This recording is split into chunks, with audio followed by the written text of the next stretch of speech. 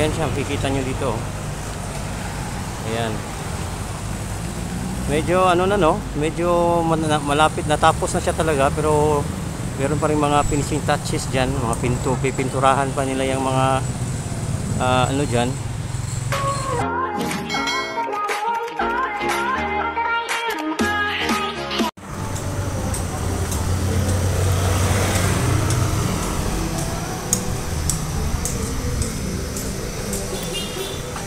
Hello guys, magandang araw.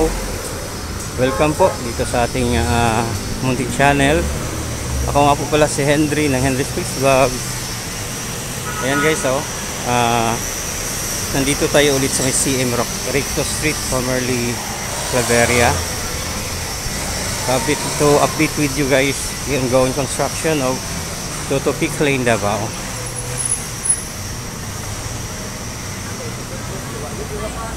Malapit na siyang matapos guys, no?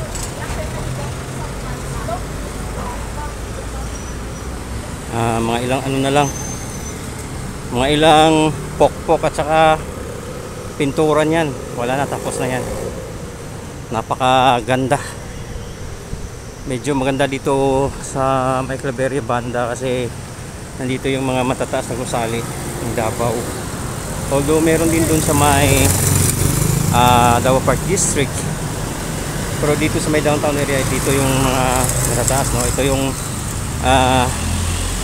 Vivalde Residences, pinakamataas sa kasalukuyan dito sa Davao.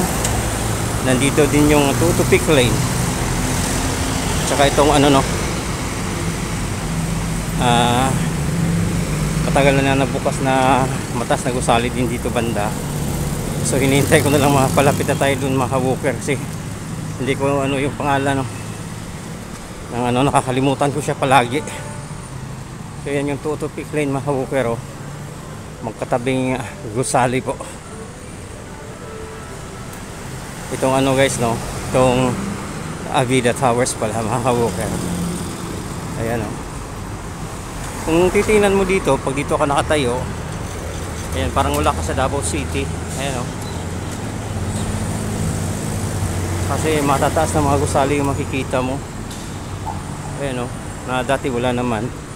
So dito natin makikita na ano na talaga yung Davao, nag-improve mula nung naging presidente po si Tatay Digong.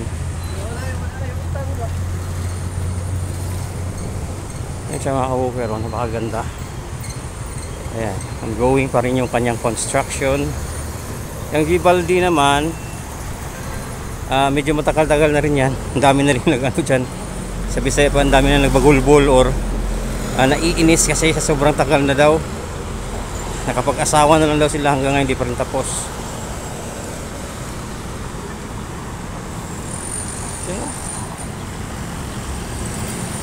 So ito yung ambience dito, ito yung mga makikita natin ito sa area.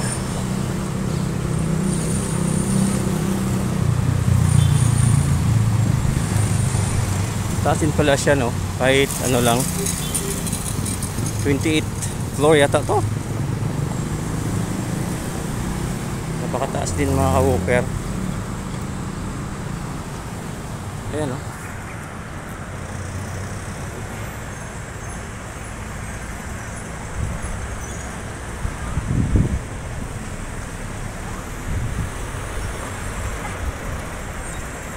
Malapit na tumatapos.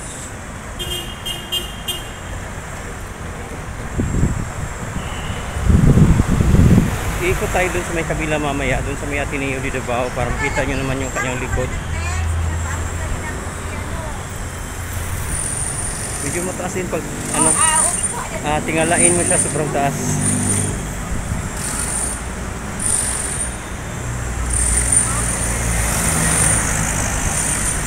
Ang daming ano dito, no, pinakonstruct na gusali. Magkatabi lang to ng ano, mga ka-walker, no, ng dating souvenir store ng Aldi Bangkok. So dadaanan natin tong Toto Peak Lane, mga ka-walker. Punta tayo dun sa may ano, no, sa may dun sa may Ateneo de Davao banda, para makita nyo naman yung likod nitong Toto Peak Lane. Tumatasin yung ano, no, Vivaldi. Ang ganda dito, ang linis. Wala ka makikita mga spaghetti wires. Ano pala yung mga nagsasabi na dito lang daw banda yung walang ano, mga spaghetti wires.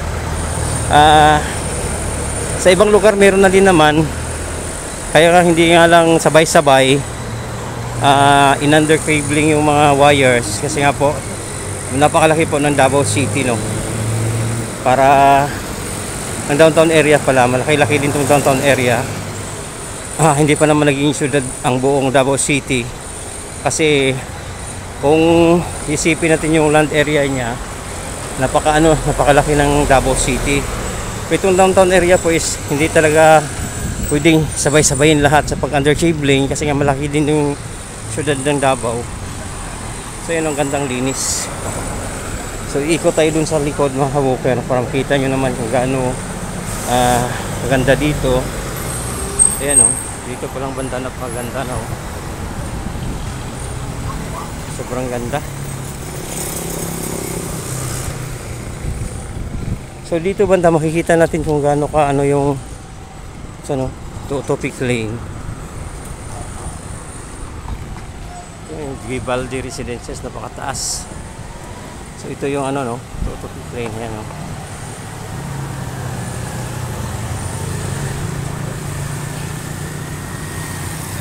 Ito naman yung ano mga ka-walker, oh, under renovation siya ngayon kasi parang magbubukas ito ulit, itong Marco Polo Davao. So yan siya, makikita nyo dito. Ayan. Medyo ano na, no, medyo malapit, natapos na siya talaga, pero meron pa rin mga finishing touches dyan, mga pipinturahan pa nila yung mga ano dyan. So napakaganda, oh.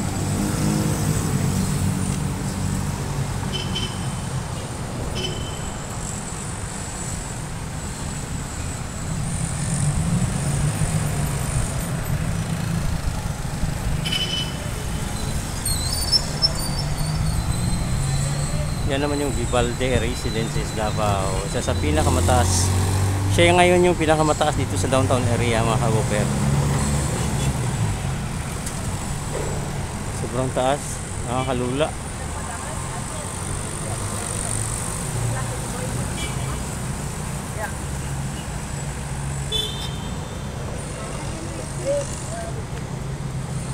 So dito tayo mga kaguper, no? Kasi tatawid tayo mamaya. Yan naman yung Marco Polo Davao mga kabuker, oh. Ayan.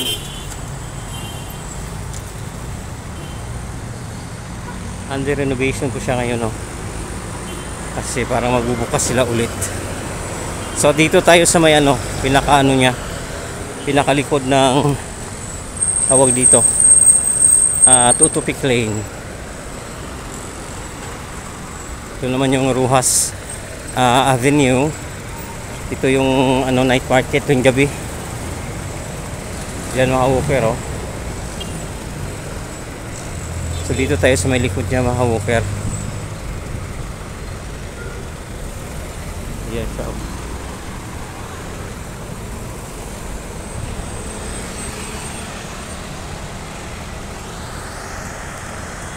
Ito Topic Lane Davao. Shoutout nga po pala sa aking mga OFW subscribers. Sana po ay nasa mabuting kalagayan kayo lahat mga kabuker. Sa aking mga kaibigan, maraming salamat po sa inyong palaging suporta po at panonood ng aking mga content dito sa YouTube. At sa mga hindi pa po nakapag-subscribe, sana po mag-subscribe na po kayo mga kabuker.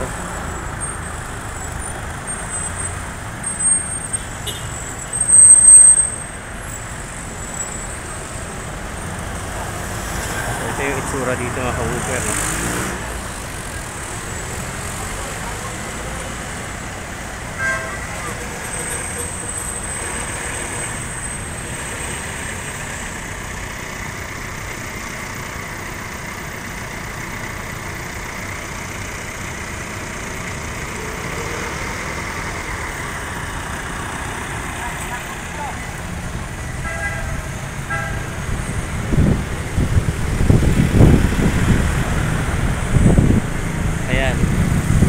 Dito dito palagi may night market, no. Nandito yung night market dito sa may Ruhas. Pero tingnan nyo naman, no. Wala kayong makikita ang yun, may nahulog lang na mineral water galing dun sa may 300 van. Yan yung nakita natin dumi dito. So may makikita mo kayo dahon lang po ng mga puno, ayan, no.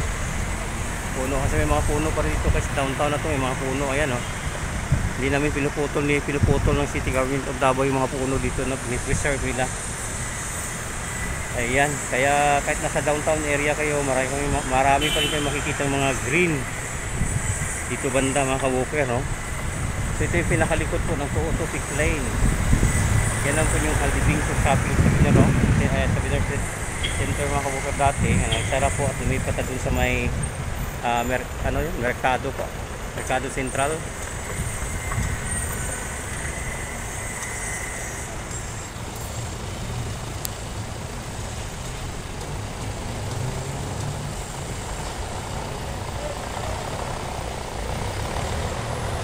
Ito yung itsura dito, mga ka-walker, no.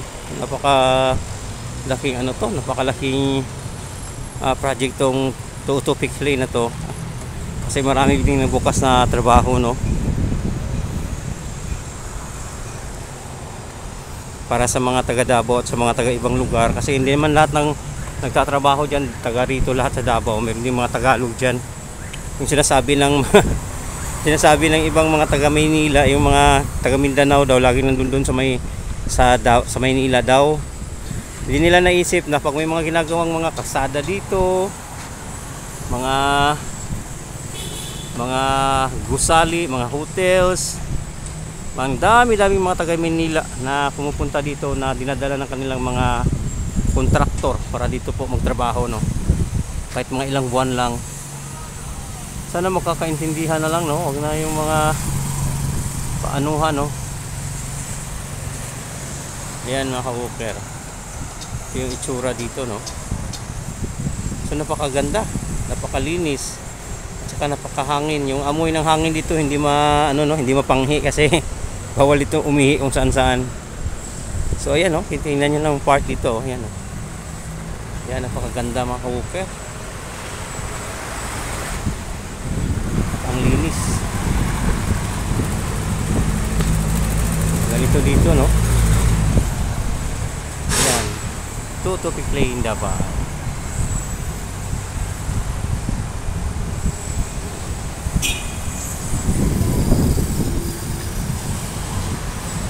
So ayun, mga ka-walker, no. Ang kailangan naman talaga natin gawin is magtulungan tayo, tayong mga kapwa Pilipino, magkaisa para sabay-sabay tayong umunlad. Kasi kung puros tayo away, kasi sa social media ngayon nag-aaway-away na, kampi yung isa sa isa, kampi naman yung isa sa isa. Buti sana kung iba-ibang lahi, puros Pinoy po, marami mga masasakit na salita na binibitawan. Kung para sa akin, kung ako, mas mabuti pa yung sugatan ako kaysa makarinig mga masasakit na salita. Kahit pagka magkabati pa kayo, at pagdating ng araw na magkabati kayo, yung mga salita na hindi naman yun mawawala, nandun pa rin naman yun. So yun, mga ka-walker, ganda.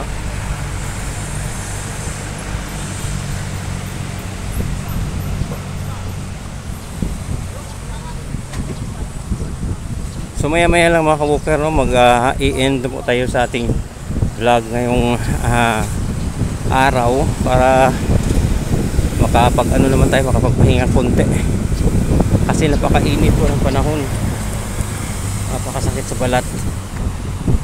Kaya pag wala kang dalang tubig, magastos na yan kasi bibili-bili ka ulit palagi ng tubig, kaya kailangan mo no. So ito yung pinakalikod ng pinakalikod po ng Tutupic Lane, Davao.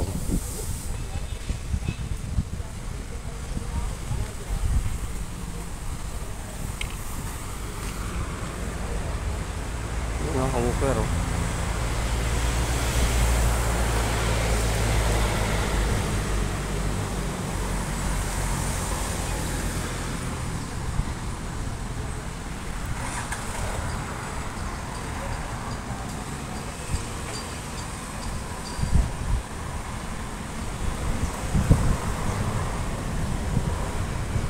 So ayun mga ka-woofer, maraming salamat po sa palagi niyo pong pagtangkilik sa ating mga content. So thank you po ulit.